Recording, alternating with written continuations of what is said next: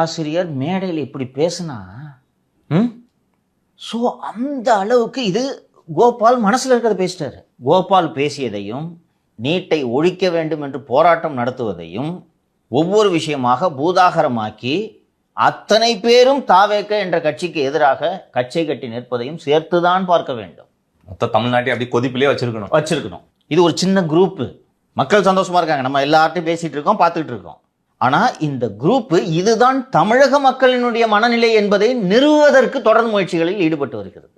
So Gopal வெளியில பேசிட்டாரு. கார்த்திகை செல்வன், குணசேகரன், சமஸ் எல்லாம் வெளியில பேசுறது இல்லை, அவங்களுக்குள்ளே போனுக்குள்ள பேசிக்கிறோம்.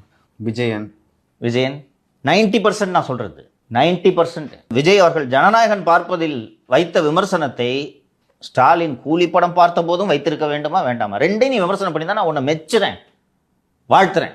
இது மட்டும் ஏன் சார் உங்களுக்கு உறுத்துது?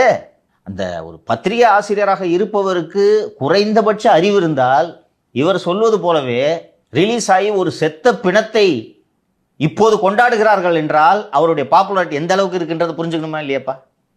எனக்கே வியப்பா இருந்துச்சு. உண்மையில நான் வந்து கேட்டேன், உண்மையிலே ஹெச்டி பிரிண்ட் வந்துச்சான்னு கேட்டேன் நான். அவரே சொல்றாரு சார். இப்போ சில பேர் சொல்றாங்க மக்கள் இப்போ வந்து மாறிட்டாங்கன்னு சொல்லிட்டு போய் பாருங்க ஜனநாயகன் படத்தை பார்த்தா எங்க மாறினாங்க, அப்படியே தான் உட்காந்துருக்காங்க. அவரே புலம்புறாரு. தாங்க முடியல. கொஞ்சம் அறிவு இருந்துச்சுன்னா மக்கள் எந்த அளவுக்கு இந்த ஆட்சியை இந்த அரசை நேசிக்கிறாங்கன்றது புரியும்ல. ஆனா அதை போய் பார்த்துக்கிட்டு இருக்கானுங்களே.